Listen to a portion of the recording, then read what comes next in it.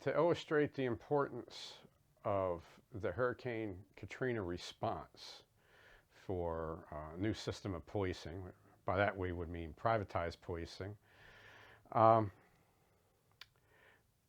talk for a minute about the Baltimore riots of 2015 that became downgraded to an uprising, then a rising, then unrest. And that was just a media photo op. The battle between dense groups of people and the Baltimore Police Department confined news reporting to wherever official law enforcement was.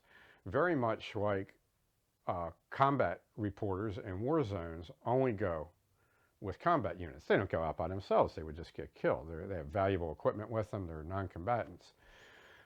They're valuable for their vehicles alone.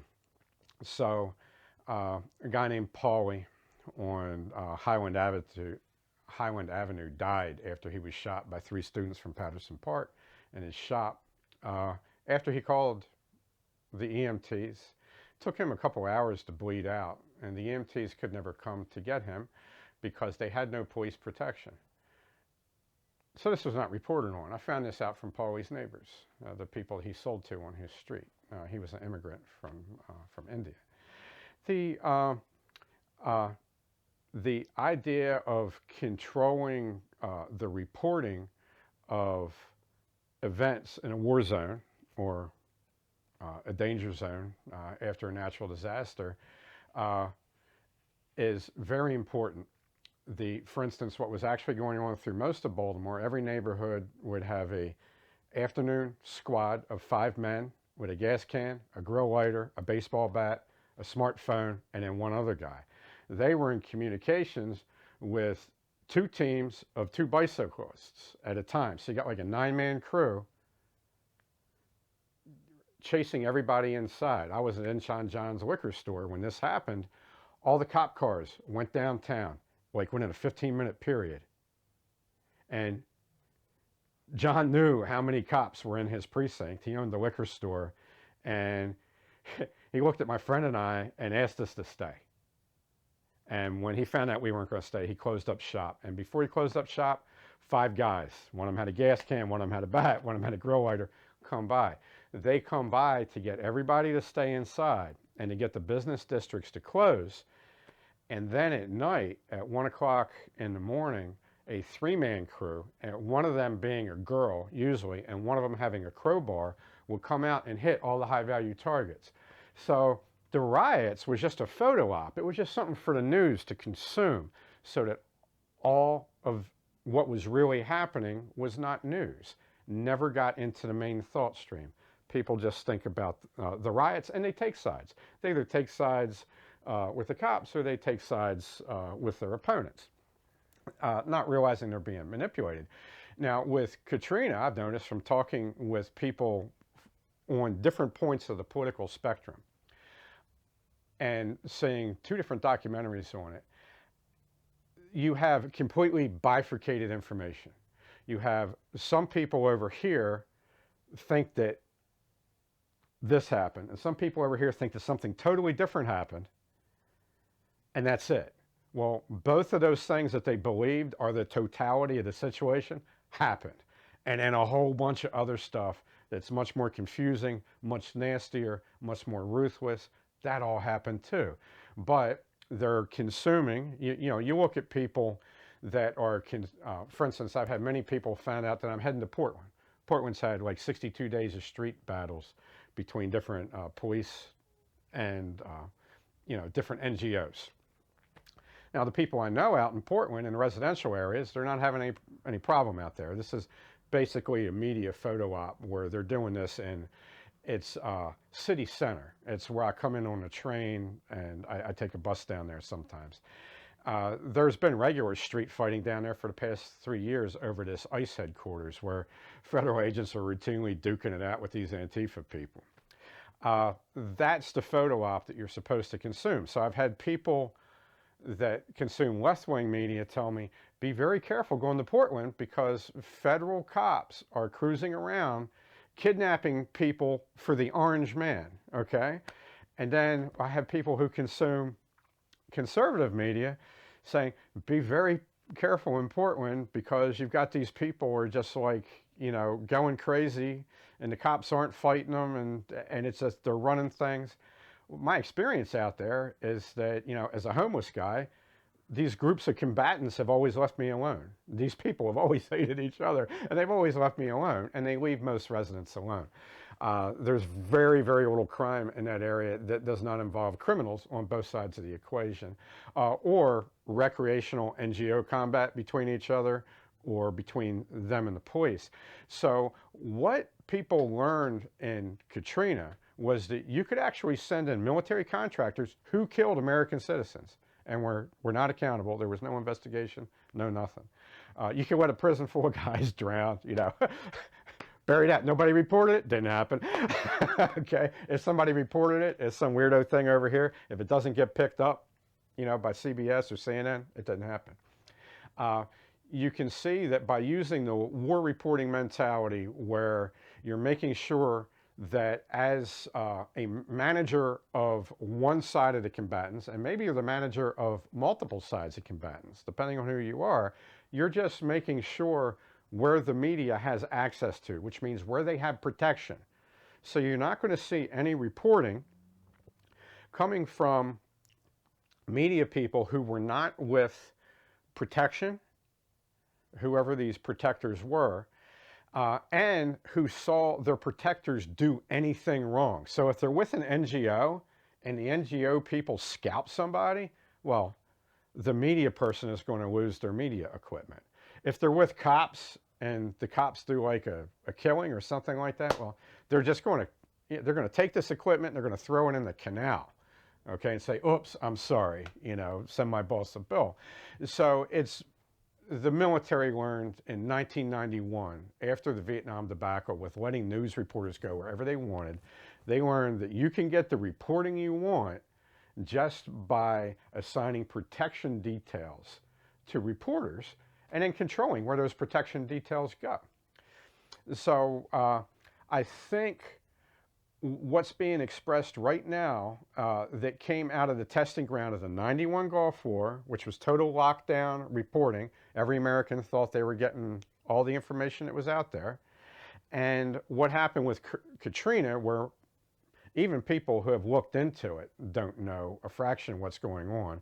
And people who have looked into it take one side and say, only this happened and that didn't happen. Nobody's really going to the trouble with that event to try to do total news coverage, and I don't think they should, because they're going to end up in a trash can somewhere, all right? Because that type of event, if you're allowed to do news coverage of it, it's going to be because you're useful to the people that imagine these types of crises. So we have situations now where 3 of the safest cities in America have all of a sudden become mayhem central, where there's fighting against the police. And the safest midtown city in America until 2 months ago was Portland. The safest large city in America until 2 months ago was Seattle.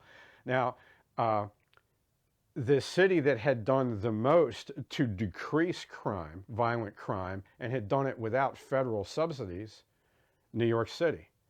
And where you had 20 times as many people as Baltimore and half the murders in a given year, that has been street battles for 3 months running now. What has happened in America is safe spaces, safe urban spaces, the 3 safest spaces that are well known, and they're polarized. They're actually, these things are happening in areas where a lot of the alternative media is headquartered in these different areas. So you'll actually be able to rely on partisan media people to just report their side of the story and get it out there, which you can use that. Ideally, you want 2 totally disagreeable poles of reporting out there, and that'll get you the best outcome if you're in charge of the system of control. These places have been targeted by NGOs, and I also believe by unnamed federal managerial class people for an experiment to see if the lessons of the 91 Gulf War and of the Katrina disaster, which I think was 2004, I'm not sure what year that was. If that can be implemented on an ongoing basis in such a way that portions of a city can be burning and most Americans will think that the city's not burning, that it's just peaceful protests. Or most of a city could be business as usual and one block is burning and most of America will think the whole city is burning every day. You want to have the art of managing the American media mind is about setting up two false polarities. And which one is good and evil depends on, which side you're on, and that'll reverse. And get people arguing about which one is right so that the chaos in the center is never seen for what it is. Because if the average person understands the chaotic nature of what happens in big events like this, to be as chaotic as it is, they might lose their mind and they'll be even harder to control. They might just do something irrational. But hiding inside is highly rational outcome for people that are observing this type of fear-mongering in the media. The place that used to be called Blackwater is now the Academy. They do a lot of work in Africa right now. They got a bad name for doing NGO work in the U.S., also including a pipeline situation. But these actors will continue to show up. And what their handlers have, I'm sure, learned is that they're going to use their very visible former Green Beret, former Navy SEAL, NGO, military contractor guys. They're going to use these guys mostly for overseas works. I think eventually the guys doing the footwork for NGOs and for the federal government and for local governments, state governments are going to have to hire military contractors. They won't be called military contractors. They'll be called private law enforcement or whatever. I think they're going to be very careful about the demographics of their staffing and what that's going to look like as far as a photo op. So if you're in military contracting, you're going to be assigned partially because of your abilities. I have a friend of mine who got an assignment in Africa because people of his demographic are highly trusted and respected in that part of Africa. I think you're going to see assignments dished out in America in terms of private policing in this way too, where you're going to be managing your demographic footprint, because it's the one thing that the media is really good at is racially polarizing thing, like trying to make something look like an African-American riot when there's like 6 black dudes in the front and 200 white hipsters behind them, and this is supposedly like an African-American riot or something. The media has been able to pull that off, and I guess with their camera angle management only shows certain things. So I just think it's a matter of the private actors making sure that they're really on point with how they assign their people so that they're going to look good for the environment they're inserted in. And then I think things will continue apace. The federal policing is going to be encouraged, for instance. The local resistance against federal policing in Portland is going to be good for federal police forces in the future, because they will be able to point to the fact that in July there were more people shot and killed in Portland that were shot and killed in Portland in all of the previous year. And they'll equate this with the resistance to federal policing. So there will be a way that federal police forces largely or partially using or utilizing private entities will be able to go to whoever the given lawmakers are or executives, and they'll make their sales pitch. They'll be able to go to the mayor of a very liberal city, and they'll be able to craft a sales pitch based on what happened in some other city or on what happened in this city. And they'll be able to go to a mayor of a conservative city and be able to take the media coverage from that city, okay, from from a liberal city and go to the mayor of the conservative city and say, look what happened here because they didn't want this federal coverage. It's once you're in control, you're in control. It's just a matter of how you use the levers.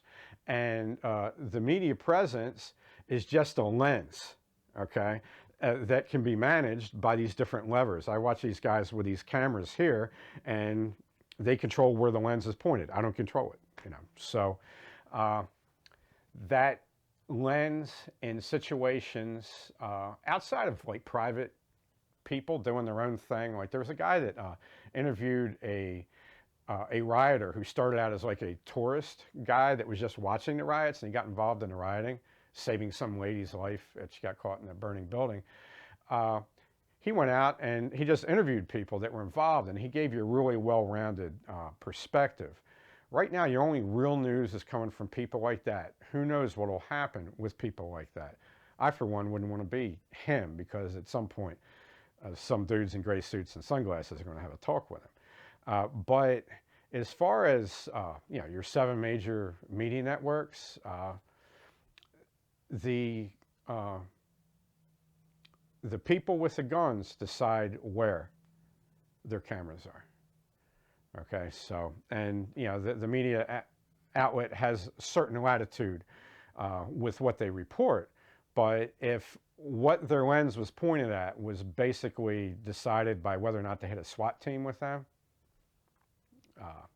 and they couldn't go outside of that, then it's going to be very manageable. You'll have people from all over the country looking at events in one city, one group through this tiny pinhole, another group for that tiny pinhole, and that's going to prevent anybody from putting it all together. And most importantly, it's going to prevent these 2 different groups of people from being able to combine their information, particularly if they're locked inside and they're not going to work together anymore. They're not hanging out in the bar anymore and comparing notes with what they saw, and they're all just seeing these same perspectives.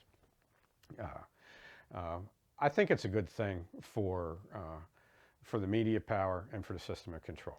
And Katrina, to me, is part of a triad.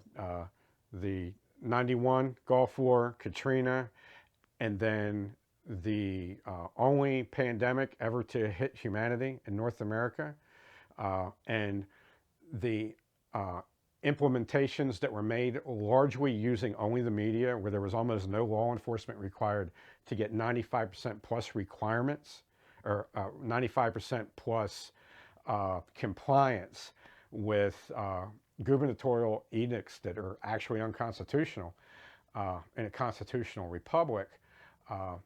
That was the third part of the tripod there that really let the people in the system of control know that they could manage actual burning and chaos through a media lens and get the people to think about it, what they wanted them to think about it. Okay, the 91 war coverage in Iraq, Hurricane Katrina, the fact that we still don't know what the hell happened, okay, and the Cordova minus epidemic, in which 95 to 98% of Americans did what the news told them to do. That now put us in a position where it's going to be like that Running Man movie with Arnold Schwarzenegger, where you've got like the whole voting populace is looking at these like dramatized media stories that even have like crisis actors in them, where you can end up with something like that. Right, so that's what I think. I think Katrina's 1/3 of the tripod.